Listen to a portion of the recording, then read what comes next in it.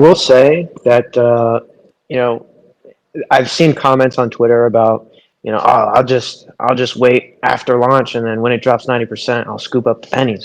And I think to myself, like, okay, well, sure, that happened with Pulsex, but I mean, Pulsex was an overvalued DEX by billions of dollars, right?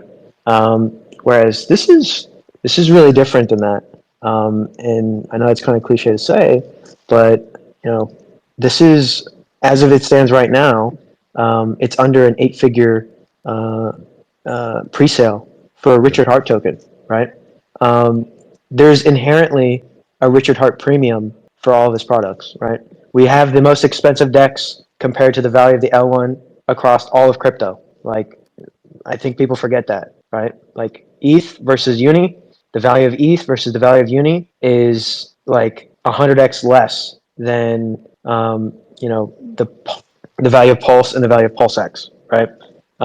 So let's keep that in mind when you consider sacrifice to this thing. And if this is under 10 million or at 10 million or something, and you do have a very high multiple, your cost basis is effectively like $3 million, right? Which, even for Bitcoins that RH has launched, like most, I mean, that went over $100 million, right? Correct me if I'm wrong here, but I mean, that thing sent from zero to 100 million bucks. And people that I go in with $10,000. yeah, so people that we all know have made a killing on that stuff, right?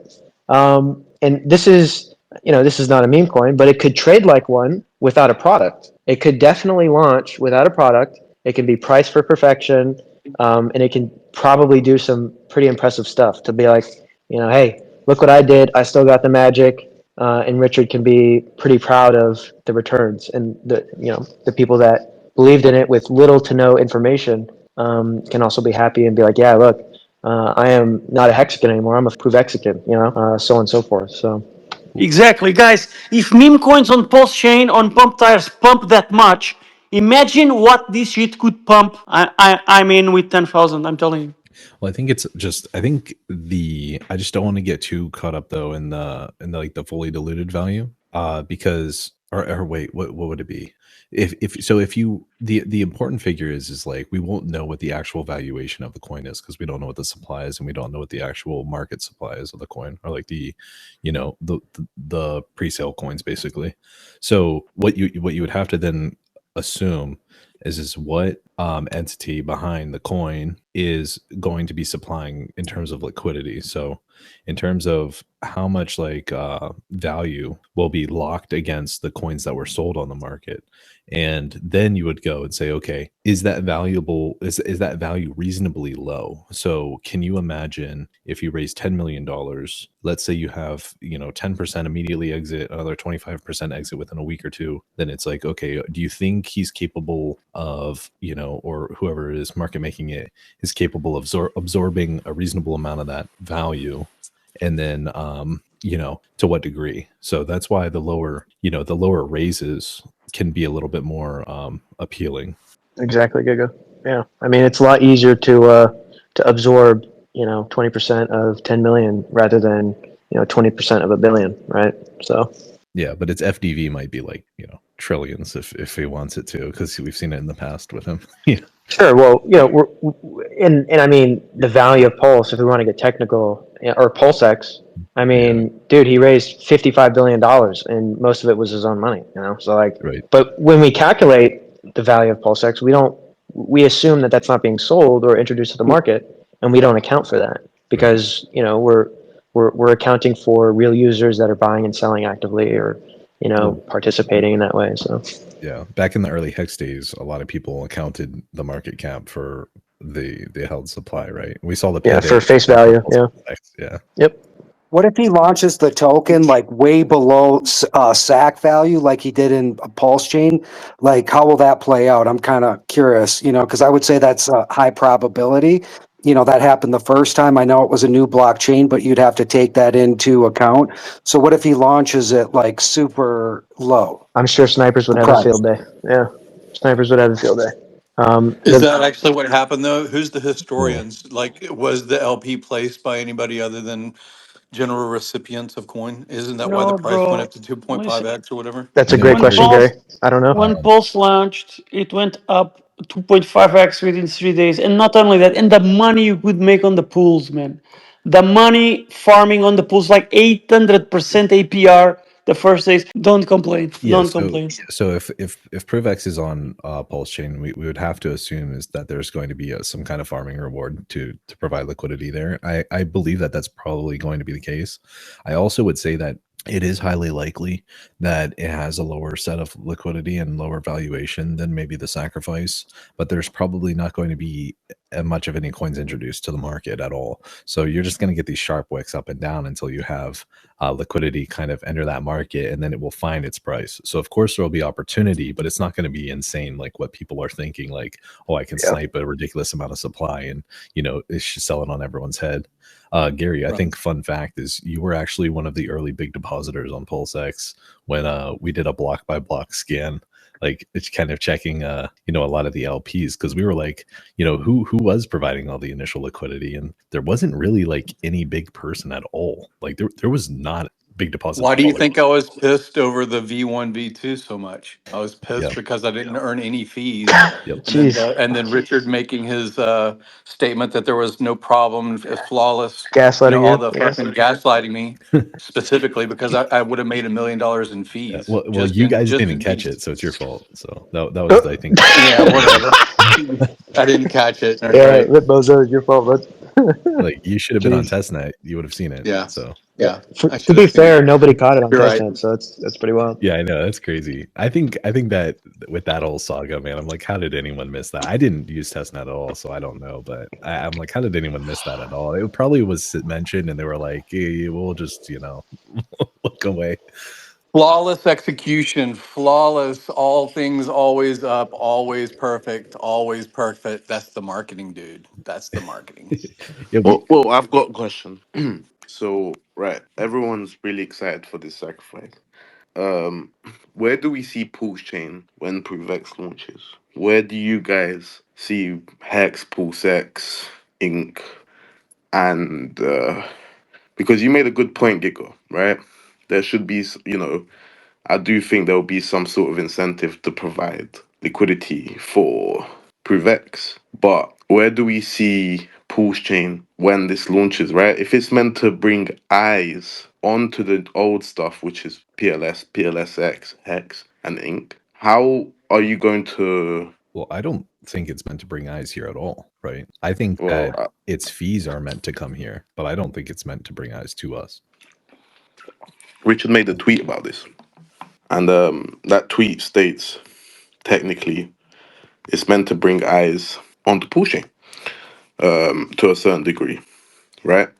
Because I remember Richard responded to me when I said bring eyes onto Pulsechain, and Richard just corrected me on the privacy part, saying that it's not a privacy token. Yeah. Do you remember that? Yeah, I remember the tweet. And he never said anything apart from it's not a privacy token in that response, right? He could have said, no, it's not meant to bring eyes to Pulsechain. He also said it was a He's- privacy thing like twice after he said that it wasn't a privacy thing to you. I just want to point that out. Bruh. Yeah.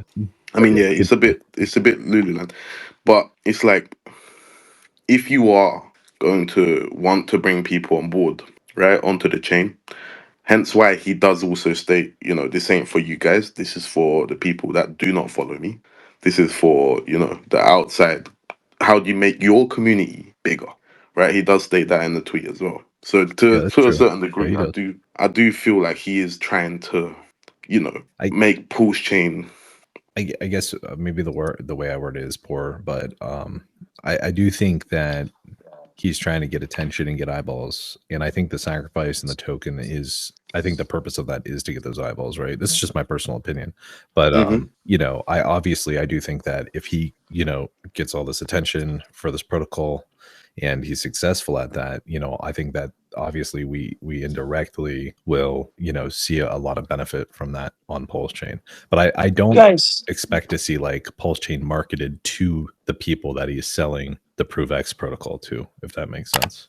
guys, I have a question. Maybe you can answer me. How do you guys see that will be the integration of Nothing token, the official token of Pulsechain, with the Provex protocol?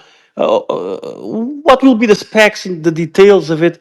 Can you guys comment a little bit about it? There's no details. You have There's to give nothing. something for nothing, right? Isn't that how it goes? We don't know shit, bro. And maybe you guys have done this in different spaces, but looking at if you can confirm or not that the OA wallet or RH tracked wallets bought in, I think Dylan had said it in a space in like September of 24. Like what cumulatively can you, with reasonable certainty, say has been bought by OA Wallet or by Richard or whatever over the course of the lifespan of Pulsechain. Maybe I think like about 20 mil. no, maybe like 50. Yeah, it was closer to 50. And Oh, shit. those are basically three different tranches or something like that, three different times Yeah. during the life. Yeah. So he's definitely tried and put in the effort, guys. Like, and after he tried to pump everything, his next effort was slash the liquidity rewards to try and stop bleeding, and then try and kill pdai to try and stop bleeding, remove the farms in the beginning to try and stop bleeding, and then I think this is Well, how? Whoa! How are you stopping the bleeding by lowering liquidity on your chain? Don't work that way. It works both ways, right? It's easier to pump and it's also easier to drop. And I'm sure out of everyone here, Richard knows that best, right? well. Let's unpack that, right? So when you have lower liquidity, you either incentivize people to farm longer, or you incentivize them to have liquidity on hand. So you don't just have the AMM; you also have the makers, and the so you have it's not as simple as, okay, well, there's only 10 million liquidity, right? There is liquidity on the chain that exists that is always buying and selling outside of the liquidity pool, right? That could be now higher, just because it's not in the liquidity pool because there's no incentive to farm, right? So like there's like, for instance, when the whale was selling Hex, right? I think a lot of people thought Hex was going to go, pretty close to zero, right? Because like, oh well, there's only $2 million in liquidity, and this guy's got $8 million of Hex. Well, that don't add up. But as we saw, it did not go to zero, and it held up pretty well. Why is that? Because people used their liquidity that they had in their wallets instead of in the liquidity pool to be makers of the market, right? So it's, you have bid and ask, and then you have I can't. So buy walls basically. Well, not necessarily buy walls, because that's also in liquidity as well, right? You'd be able to see that on things like 9 millimeter or 9 inch or whatever. This is just on hand liquidity, buying as the guy is selling, right? Like a lot of us were doing that. We all kind of participated in that. So you have to consider that when you try and calculate, the market depth. I would also come in and say, like, if you have a market that is, pretty liquid, and let's say 80% of your volume is sellers, then it's like, would you want to incentivize, would you want them to allow them to exit with more capital or less? And I feel like not only are you doing the like kind of double, it's kind of like a double kill, because you were killing the ink inflation, which was like, I mean, Dylan, how much was that a day? Like 20 grand a day or something? Dude, it was nuts. Yeah, it was a lot. extremely lucrative. Yeah. Yeah, and then I would just say, like, I would say that, not giving exit liquidity to these guys that were clearly looking for exit liquidity probably was the move, because he then killed Hex inflation after that. Yeah. And like, you do see him going the distance to try to basically remove every negative externality he can out of this chain, because I think he realized the weight of the sacrifice was so much. Yeah, like you got to think about this, right? There was guys that were farming with $4 million, but they were making $5,000 a day. Like that's absurd. Like, Yeah. So with that, I think that's a great point, right? So I'm kind of confused why so many feel and are modeling this sacrifice after the two sacrifices prior, where clearly a lot was learned. There were some really big learns. Those learns kind of are why we are where we are today, in that people with so much inflated supply are trapped on the chain, and he's clearly trying to make it even harder for them to remove whatever is left in paper value from the chain by taking these steps. I just kind of listened to the way folks are approaching this sacrifice and the way he's been very clear, and I just there's definitely some concern, especially when we're kind of doing the same things we did last time, pulling together and trying to exploit those bonuses. I would just be really careful to assume that he is willing to allow the community to exploit him again. Right? It's Well, just my He's my gonna I eat thought. just your want to. guys' No, lunch. I want to touch on that because this is actually important. Richard's actually never played unfair in the sense that he's not giving you what he said he was going to give you. And the problem in the past was that we had guys that had $100 million hex positions when they could have only ever exited like $5 million in a single time, even at the top, where they were sacrificing tens of millions of dollars at a time. This time around, there is none of that. All of the coins being sacrificed are liquid coins that are actually sellable. So we have a real valuation in the raise rather than before we had this hyperinflated overvaluation in the raise. Yeah, I agree. That's definitely a clear correction, right? And that's exactly why he's not accepting Pulse Chain assets, because it would be recreating the same problem again. Because even though Pulse Chain assets are way down, they are still when you look at paper value versus the real value that you can get when you try to sell into the liquidity. Right. He'd be recreating the same problem. So I just think about, okay, so the example of the person that sent link over, who sent it over and is now locked in at a higher price than what it is now. In the example that Dylan used earlier, I just wonder, when Richard Hart did say clearly that the value of what you sent could be interpreted whichever way he decides, that this time he doesn't decide to interpret that Yeah. in his own. I just think that pool could be really tough I think the biggest gotcha to. he does is the big entity coming in at the end and taking some large chunk of the supply. I think that's kind of expected, right? We've seen this with Hex, we saw it with Pulse and Pulsex, we've seen it with everything now. So like I said, it was like he's never played unfair where last second it's like a gotcha. So that the extent of it is the big whale sacrifice at the end, basically. So Which, I mean, if you want to go brass tacks here, if we know it's Richard, so that's just yeah. So addition it to on actually top. does. Yeah. Yeah, It doesn't really matter. Yeah. Well, here's the thing, right? Which I think people maybe don't understand yet, or maybe I don't understand yet. If this product is going to be on Pulsechain, and you did accept cause, and there was multipliers involved, you're adding extra sell pressure onto the core coins to a certain degree, right? That's if it was paired with PLS, which potentially it will be, right? Obviously we don't know. It could be paired with USDC, but it's more sell pressure on its own chain, right? You can't expect this. If this sacrifice was the same like PLS and PLSX, right? We'd be in absolute Oh yeah. shit. I think that's the responses. So look at his tweet that he had about the initial raising of funds, and he said, "How do you value illiquid things?" And then the math that he gave us was identical to the liquidity on this chain.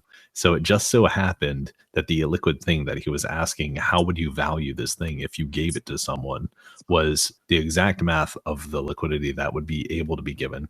So in my eyes, it's a lot more damaging to assign an inflated illiquid value to the sacrifice and then give a multiplier on top of it, rather than not assign it an inflated value, accept the sacrifice, and then use that already inflated value to be the buffer for the airdrop or the ICO or whatever, right? Like that makes more sense to me. These are theoretical, but it's always been that the rate, whether it's an inflation rate of a supply, if I assume it's not fixed, maybe it's fixed, but the inflation rate of the supply going forward, and what the cost would be basically to utilize it. So you can say that Pulsechain is a million X cheaper than Ethereum to use because there's a million times as much supply, but that's not true.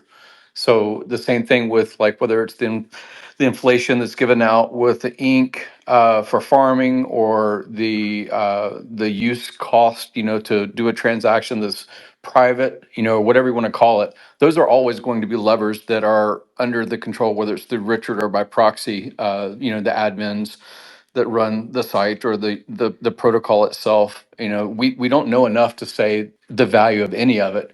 All of it is speculation on what you think Richard will do, without any hard line on what he will do. Right. So are you saying, are you agreeing that that you would be assigning a 3 times higher value on the current valuation that's illiquid if you accepted the Pulsechain Well, assets, or? Well, I mean, again, if it's a relatively new, whether it's, that's what all of crypto is, right? I mean, all of us talk about this in our spaces anyway. Is 99.99% of everything is in this is speculation. If it costs you 3 pennies to go cross town in a Tesla taxi, what's the point of having a billion tokens for Tesla taxis? You can't utilize it. It's all about speculation. And if you don't know what the inflation rate is, then there's not even a way to say what the future market appetite could consume. So it really, at the end of the day, it comes down to marketing, and it comes down to like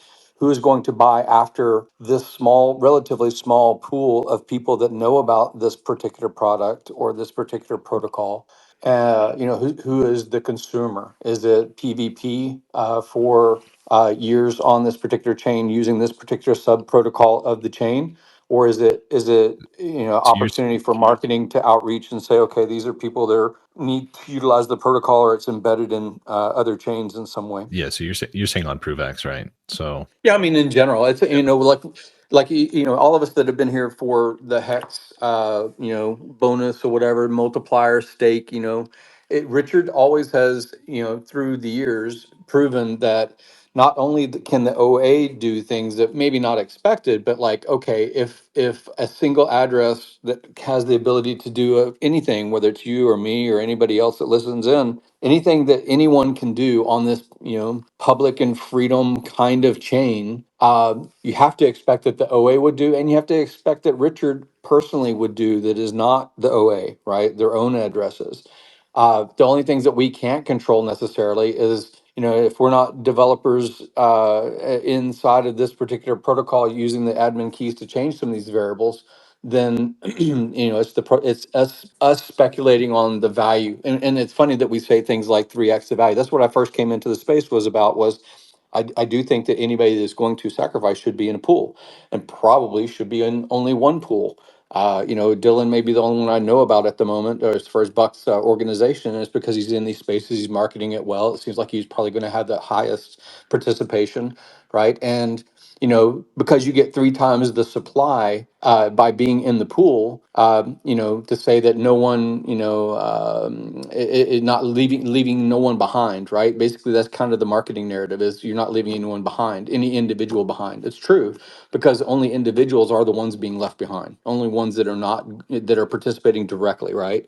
It can be whether it's rackham, whether it's being a small guy, whether it's people that just don't want to give up their personal information somehow to a centralized kind of pool. It doesn't really matter, or trust factor, whatever you want to call it. right. It doesn't really matter.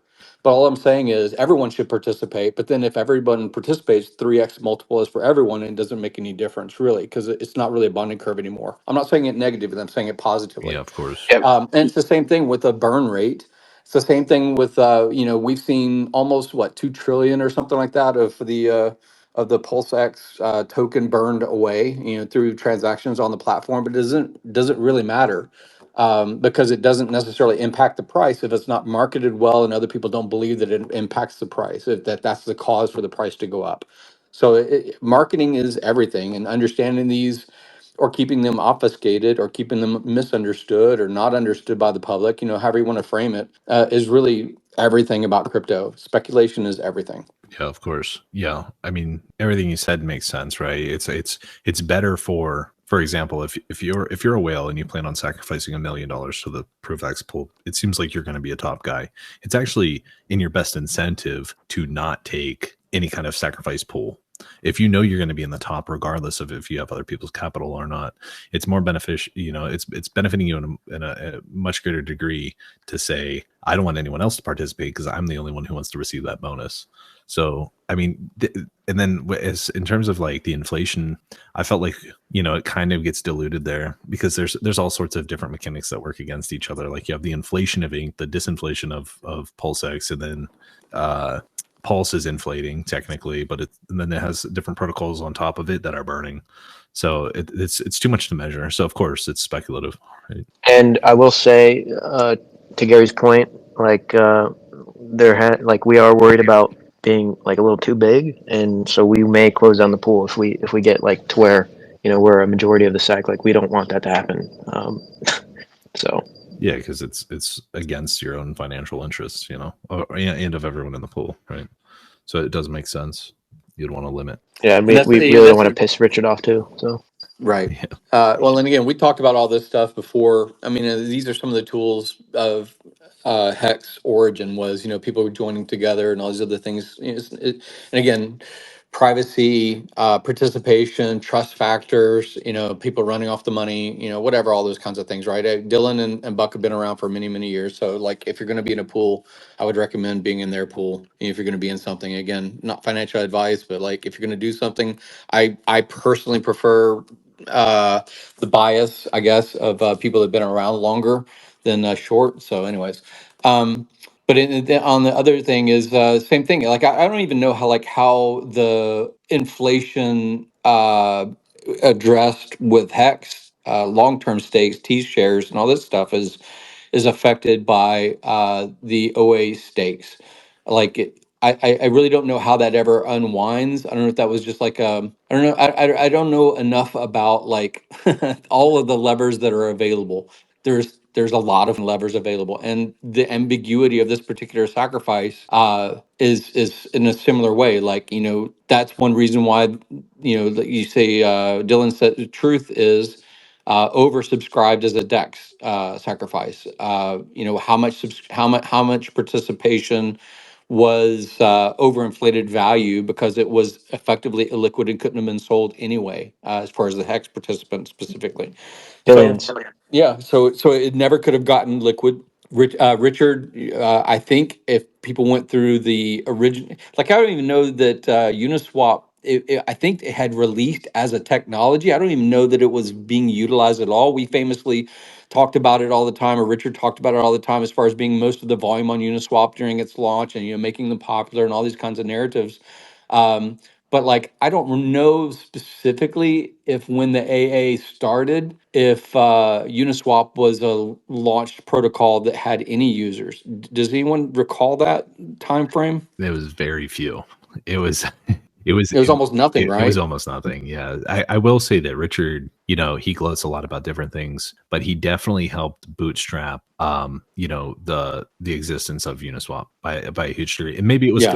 coming without it, but Well, I mean, once what's his name, Paul or whatever his name was from the Wise token. Once they started, the arbitrage thing, the thing that got Richard pissed off was that you could basically arbitrage and make money instantly, and it wasn't necessarily a hold narrative or whatever it was. And then Richard was doing, I think they already did all the back wallet tracking kinds of stuff, and so that Richard was doing almost all of the LP originally, and he used to dissuade us with his YouTube content about being an LP because of impermanent loss and all the other kinds of narratives. right. But basically, he was making almost all of the fees, almost 99% of the fees on Uniswap and rotating, right? In the whole cycling thing, right? So like we did the math before a long time ago about like what was his LP for providing LP, how much fee did he generate just from the straight LP, and then when Uniswap did their airdrop, like Richard was the biggest account out of all of Hexagon, so basically all of Uniswap. I think he made like $50 million just in the Uniswap token from being the major LP and all this other stuff like that for so long. So like there's a lot of money that's unaccounted for, and we look at the OA, or not the OA, we look at the sacrifice address and say, well, the $600 million worth of DAI, and it sits there all this time, and then it had this this airdrop for this other version of whatever Sky or whatever it was for DAI. Like, we do not know what capital is available to Richard specifically, and if it's not Richard, by proxy, we do not know how this is going to play out until it does. All the 150 people listening in. What's the chances of Richard wrecking every Tom, Dick, and Harry who sells their calls at these lows to sacrifice for Provex, selling for a loss, to be precise? I mean, he said it 5 times, right? Specifically, he says selling for a loss, right? What's the chances of the valuation of the cause being not a lot higher, but higher once Provex does come out, to the point where if you stayed in them cores, your net gain would have been way more positive than you selling down at these lows and sacking for Provex? I mean, I go, you guys. But you gotta ask yourself who participates in ProofX that has to or chooses to sell their core. If you think that Rackham is going to sell his core so he can participate in and basically give up any of his leverage over the chain, I don't think that happens. Like, He already gave it up. people don't sell what they want to sell; they sell what they have to sell. And I don't think that people that are, significant whales that could participate in ProveX have to sell. They don't have to sell their No, course. It just gets below a point where they don't need to. I agree and I disagree. Interesting thought experiment, KR. Um, as it stands right now, do you think Hex or Inc has a better chance of doing, say, a 10x over ProveX at the moment, or vice versa? Well, I mean, look at Hex's liquidity, right? It's absolutely fuck all. My that's not my question. 10x, yeah, I get it, right? It's not realistic when you think about it. But I'm just talking in general, and to Gary's, you can message people and they'll tell you who's been selling and who's not been selling the chain down. But yeah, my question is, You can say it, buddy. You can say it. nah, I'll stay out of it. Um, it's a question of what's the, because I feel like Richard wants people to sell here, right? And he's going to, when he does his stream or his video, he's going to make it sound as bullish as possible, in my opinion, to make people sell, right? To be able to get that price as low as he can, like you said, Gary, in the tweet. For him to be able to brag gains, the price needs to get to a certain level, right? But my question is, how quick would Provex launch?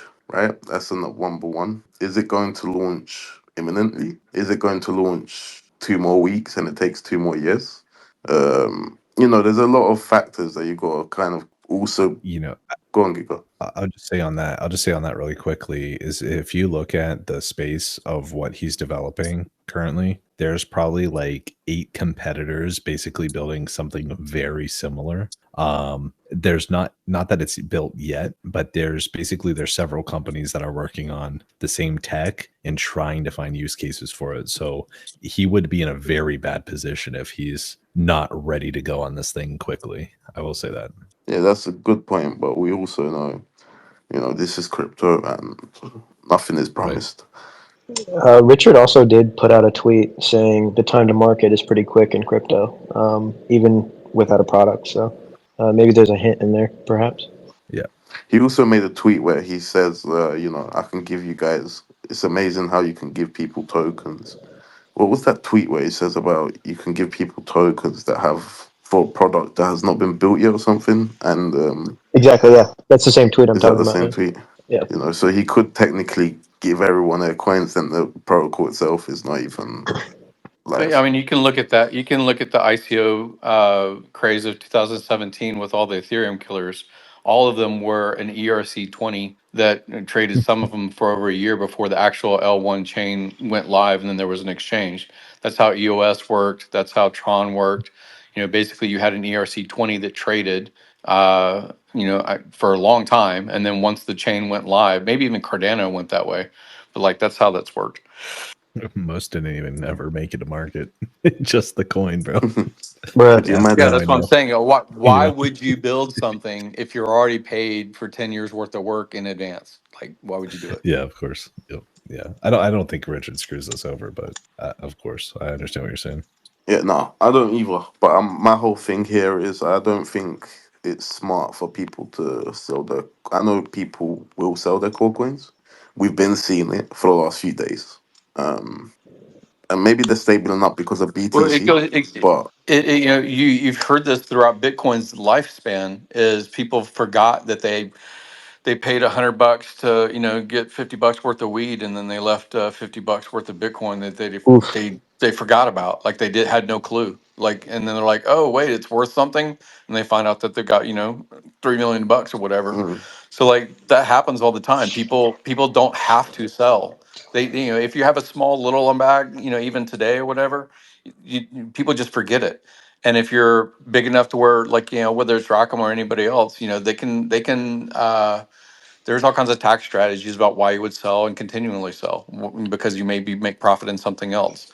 But like, yeah, it's an interesting nuance about, like, once it gets below transaction cost or redemption or hassle, and price, maybe next cycle comes around, and if they survived, if that particular chain or product or founder or whatever survived to the next top of a next cycle, then you're like, oh, it's worth something. But outside of that, people forget it's in their wallet. That's one thing that I would say that Richard Hart's actually expert level at is just like extremely effective gaslighting. So like he held on to those SAC funds for so long and so publicly that you're way too like paranoid skits to want to move, because you're like, man, this guy's holding like 500 mil over my head, and then he waits till the top of the market and is like, yeah, I'm gonna make it disappear. Here's another sacrifice. Give me more money. Transparency kind of gaslighting that Trump's really good at right now. But yeah, Richard does the same thing, and again, I think it's because of the strategy of, like, as low as the price can go, as market, if you want to call it marketing, but you can't 10,000x 100 billion market cap coin. It's just like nobody would believe it could go that high. Even when Richard said stuff like, a single hex coin could be worth $1 million because the chart's pointing there, like 300 days into its existence is like crazy. But yeah, I don't see the benefit as far as like what Trump's doing. But all I'm saying is Richard has commented many times that outrage marketing worked for Trump. Like that's one of his narratives about why he wanted to do outrage marketing or something like, and call it outrage marketing when really he just wanted to buy a bunch of clothes. I don't know. But is anyone else as surprised as I am that Richard would start another sacrifice while the existing assets have had no significant pumps and also no live streams? Like, as in that in a world like that you could launch a sacrifice with a straight face and that people would even put $1 towards it. Like, am I the only one shocked by that? Well, I think it goes Yeah, I mean, the amount in the sacrifice right now should be testimony that, and $1 billion isn't sitting in it right now. Like right. it'll get participation, but you're seeing these spaces about speculation on what it could be, and it's all, and it is because of the overhang that people think about the existing tokens, the four other tokens that exist or whatever. Yeah, Oh yeah, I've fair said it point. Oh, before. fair point. Fair Everyone point. knows it. So Everything you're everything sort of really saying hinges on belief. It's all you're belief. you're sort of saying this kind of so far this is kind of zero, like as in this is like dust money for. Well, ratio wise, considering how much ETH went into AA, what was it, 350 billion worth of hex was minted or something like that. So yeah, I mean, we Yeah, had yeah, yeah. we had Yeah. participation across all the other chains a lot more than this so far. I think the big lesson in this is none of us know what the fuck is going on, and none of us will ever know what the fuck is going on. And yeah, hopefully we make some money. I like it, man. It's fun. It's fun sometimes. Well, there's always there. There's a saying that there's a fine line between genius and insanity. All of us listening into this space are super smart and super insane. Yeah, we all have the tinfoil hat for sure, and some experience. Well, you know what's sad is I try to be a certain way for friends and family and things like that, and that I try not to put them in any kind of situation where they might feel like they lose their money or something like that. And honestly, I have always weighted Hex and Pulsechain and things to be too risky for me to recommend to my friends and family. So I've never actually told my friends and family to buy Hex and Pulsechain, but I have always told them to buy Ethereum, and I have since before the Ethereum fork. And this year, I did have more people asking me, like, well, what would you do, or what are you buying? And I've been shilling Ethereum so hard all year to these people, and everyone's like, what the fuck, bro? Like, all of them got in probably between 3 and 35. And I'm like, yeah, I just, usually we would have seen some movement by now. What can I say? I don't know. I feel bad about that. I can't imagine if I was having them sacrifice or anything like that. Well, the good thing, and again, people should always hold back some percentage of what they buy. I don't think should ever empty out. But Richard convinced us to buy Ethereum at $80. 80 or 90 is when I remember buying it at for the AA and for Hex. He convinced us to buy Bitcoin, and I remember it being $4,000 or something like that whenever I bought Bitcoin. That wasn't my first Bitcoin. Maybe I bought Bitcoin the first cycle at like 11,000 or 12,000. Before it went to 20, and I think I sold it like Bro, I 17,000, sold something like that. hundreds of ETH because Richard told me Yeah. to buy Bitcoin before ETH Yep. ran. Oh fuck. I literally swapped on Richard's advice out of ETH and lost Yeah. so much because of it. Rip Bozo. And then Yeah, this I did do cycle, that. as far as this cycle, like I got back into ETH again at I don't know, 1,000 or something, 950 or 1,000, somewhere in there. But yeah, it's the good thing is, in order to get ready for the next RH token, you kind of buy the other blue chip shit, and if you don't sell it all, it works out okay. I don't know. Yeah, it's fun. It's fun because it's like because the potential is like, obviously it's retarded, and that's why I think we like to speculate on these things. But it's also like, man, you're sitting through 80-90% plus dips is a crazy game, especially when you start to get over 6 figures in these things. And it's like, when you watch those kinds of values, swing to that degree, it's just nuts. Hey, Giga, was it in a tweet of yours, or maybe I heard you say it in a space that you were seeing wallets, like high value wallets, that basically went from like a hold strategy to like aggressively trying to PvP, but like we're talking like eight figure wallets, Those like so suddenly trying to PvP and then getting totally destroyed. Yeah, but that started happening like a year ago, right? So no shade, Gary, but I mean, Gary was someone who, was notoriously on the wrong side of the trend. I feel like, at least on Pulsechain a few times, but there was a lot of guys, right? And we've seen guys, or the most recent guy, the most recent kind of person that we could assign a very high value to on our chain is Firewhale, for example. I mean, we're talking about someone who's lost, basically over $10 million over the course of the past year. There's multiple people like this, and it has gotten to the point where there's not many left. Like, we do see, like, what was it, today or the day before, we saw that massive Hex guy who had originally had like 4 billion Hex. He was moving wallets around a day or two ago. There is a couple of guys moving around, but I feel like any of the more known whales that we had on chain have almost all vaporized themselves. And whether that's because they were trying to trade or because they did nothing at all. What about the guy that I think he was one of the largest sacrifices, single entity wise? Uh, was he a single entity or was he part of the Uber Hex is. I'm not sure. He sold, what was it, 600 million Hex recently, and he's made the low. He basically Yeah. made the low, and then it pumped 3x, 4x nearly after he sold. Was he the one who was bridging out his pulse, or was that a different? Yes, Yes, he was yes, the one that yes. was going to ETH and selling. Yeah. Yeah, I mean that guy was huge, right? That guy was. We're talking about like a billionaire at when Hex was at its highs, basically in terms Yes. of Hex value. And those guys are like any of the rest of the wallets are mostly dormant. Like it's very rare we see those billion Hex plus wallets moving because all the other guys have lost it or they've sold it.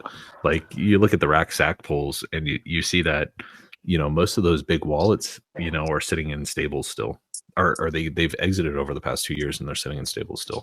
Almost all the money. So that's the thing, though, right? Like, how much more shaking out is there to do, bro? When you see things like that.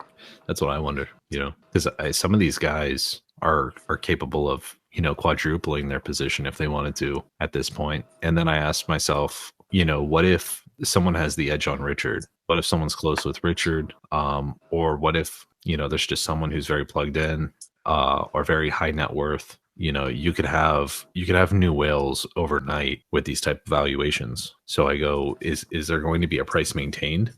Because we did see someone bidding Hex, every time it was getting to a certain level, we saw definitely a price being sustained, to some degree, whether it was the market or whether it was, just an entity or two. I don't really know. I didn't look too much into this, but Are you talking about when that guy was selling or recently? yeah, I mean, when that guy was selling, and then recently there was another instance. Dylan, wasn't there? I want to swear there was another range we saw where the price just kept hitting it and it would get soaked up immediately, and we thought it was definitely going lower. Maybe it was with that wallet, but I think everyone did. I mean, we all thought, all-time lows are incoming. yeah, Once that guy started selling and we see how much he had, I think he had around $8 million. right. And obviously, we all thought the price was going to go to new all-time lows, but somehow it didn't, you know. And it's also a thing of now, right? I think a lot of majority of people think all-time lows are incoming. And it's a thing of when the majority think one thing, 9 out of 10, well, the markets have shown that it don't happen. Yeah, my personal risk to reward is like down here. I'm like, what do I have to lose? So any money I've made, let's say we did go down another 50%. We're talking about an insanely low valuation that we've never seen before on the chain, and I still could survive. So for me, it's just worth it to be risk on, because I feel like the opportunity that we, go back to the perceived sack rate or whatever number Richard said it was, is a higher, it's worth the risk for me, right? I think that Yeah, the potential that you get that 3 or 4x is greater than you get that halving kind of effect. yeah, yeah. I'm in the same boat with you. It's like, what's the number one? I'm trapped. I can't move nowhere. Yeah, we're just And number daily numbers. two, so yeah, it's like, yeah, is it really worth the risk going into stables at this price for a 50% drop? And then thinking about how many other people are in stables and thinking about, will you be able to catch that dip, right? Like, I mean, even for example, when that guy was selling, a lot of people sold Trying to catch the dip. thinking it was going lower, bro, and they ended up buying higher. What we've seen every single time with those huge whales is you get this initial fear wick and you get a really good entry, like a potential really good entry on those super hype, like worried, FUD wicks. And then it never goes back down there again, even though the guy has more than enough money and is more than capable of putting it back down there. It just gets soaked up. And you have so many people that end up off sides just because of slippage.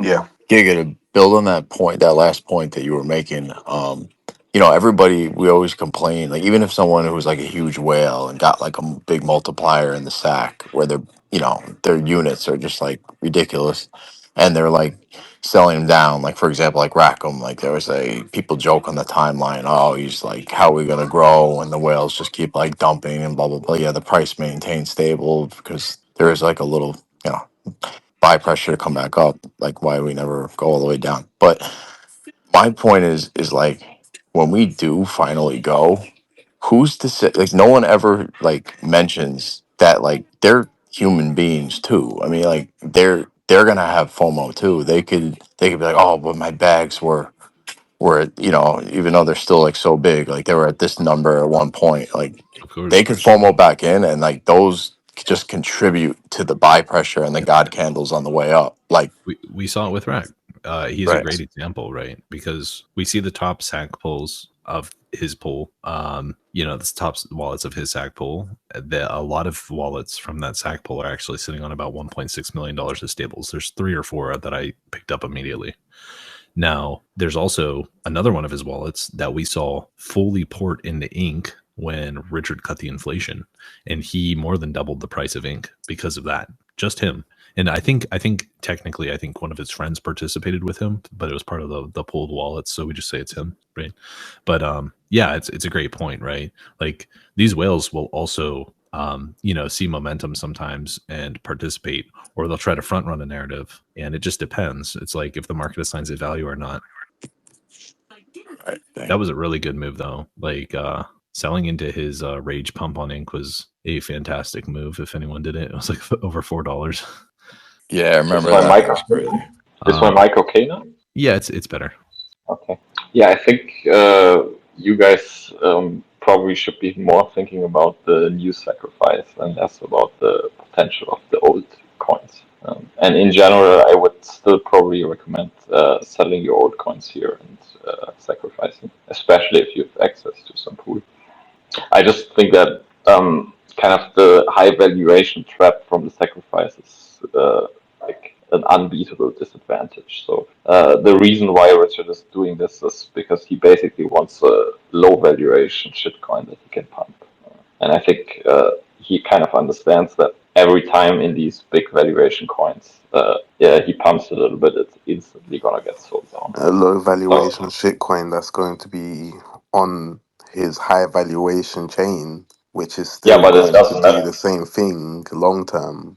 I mean, it don't make no Yeah, sense, bro. yeah, but you should see this as a trading opportunity and not as an investment opportunity. I Yeah, I think think. in general, that should be a mindset for anything Richard Hardcoins. Yeah, Trading over investing. I think there's a lot of us here that do see, you know, that kind of potential, right? And I think that I like, so where you usually are hanging out, you're hanging out with a lot of guys, I feel like, that are a lot more of the holder mentality. But the way I see it is like, I know several people up here that made really good money on pump tires launches, right? And if you take it like that, and then you just say, oh, it's a scaled up version of that effectively, then of course there's going to be, you know, trading opportunities. But then to say that there's no value, or there's, you know, a insurmountable amount of sell pressure on the old thing is also, I think, equally as, you know, ridiculous as saying like, you know, this new thing is going to be the only thing that performs super well or whatever. Because ultimately it hinges, the success of his new thing hinges on the success of his old thing as well. The Yeah, I success of his mean, new thing will be 10 times greater if his previous thing succeeds. yeah, but think about it a little bit like this. Like when we had this like massive 10x ink pump, it still wasn't like the chain was succeeding or anything. He just could do that because ink, when it started, it was completely ignored. It was, I think, at 50 cents or something like that. And it could just pump harder because it had a low valuation. So I think if you're looking for like long-term investment, like it should be pretty clear that this is not the right place because there's no real user growth. When you look at the bridge, there's no one getting onboarded, and I think your base case should be that this remains the case, that this is kind of more or less slowly downtrending assets because of the high valuation, and I think there's a really good opportunity here for the sacrifice because people are kind of ignoring it, and because they are so down on Richard Hart doing a sacrifice, and that means it has an insanely low valuation probably, especially if you get in with a high multiplier. And that's a really good opportunity because if you think about it, like Ink still has like a $50 million valuation that it can sustain apparently for years.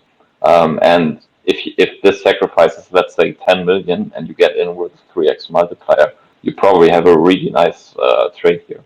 So that's what I think smart Did people you in say this Inks ecosystem valuation? should do. Sorry? Oh, did you say Inks valuation? Yeah, Ink is I think 40 or 50 million right Yeah. now, roughly, if I remember correctly. It should be around there, yeah. At $1. Yeah. It's like what? How many So currently?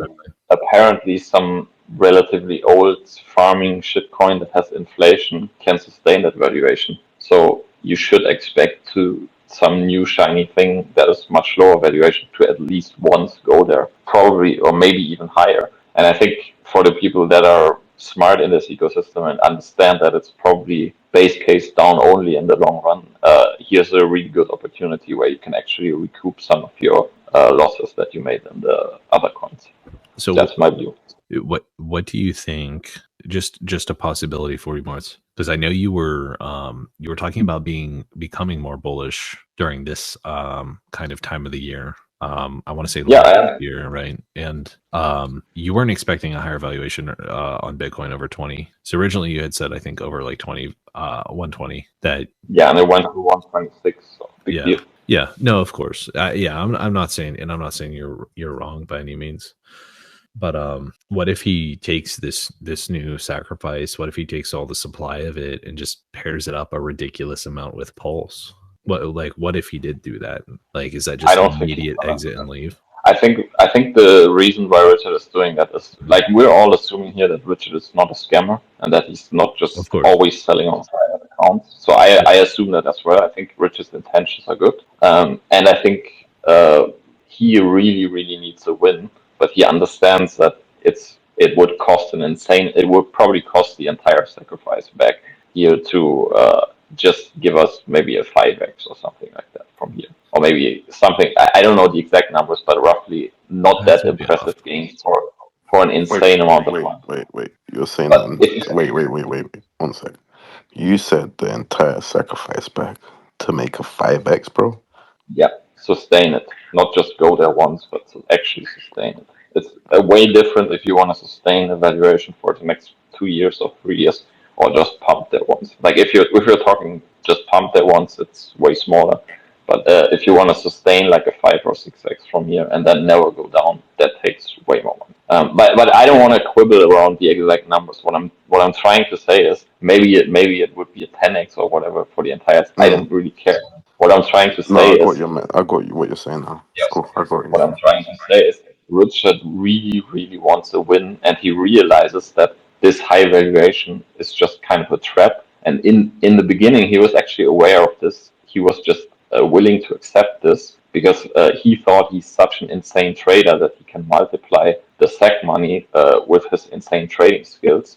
So the more money you raise, like if you assume you have an edge over the market and can make gains, the more money you raise, the better. Like if a hedge fund can raise 10 billion, that's better than raising 100 million, right? If they have, let's say, a 10% edge per year over the S&P 500 benchmark, then if they raise more, they make more money. And that was kind of his thought process. But he kind of fucked up the trade. So now we don't have the benefit of the crazy gains, but we have the drawback of the crazy valuation. And he understands that, so he now is correcting this mistake with this new coin and really just wants to win. And if you think about it like that, Richard has.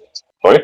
Were you listening earlier? No. When did you jump in? It was just recently? Maybe 15, 20 minutes ago. I mean, we touched on this a lot, which was the overvaluation of illiquid coins that were used for sacrifice in the previous sets, where you don't have that type of valuation now. You just have this artificially inflated valuation, right? Yeah, I just want to say one more thing, because like if you assume that Richard wants to make this new coin a win, he has infinite supply of all of his coins. So even if there's pairing, he can just punish the liquidity providers over and over and over and make this new thing very valuable relative to the other coins, right? So that's kind of, I wouldn't be too scared about the pairing and correlation with the other coins, because Richard can shift that around as he wants. Yeah, I don't know. It's hard to say. Like, of course, you want to be in the thing that's always underestimated, right? And of course, the pre-existing people in his ecosystem have effectively run out of capital,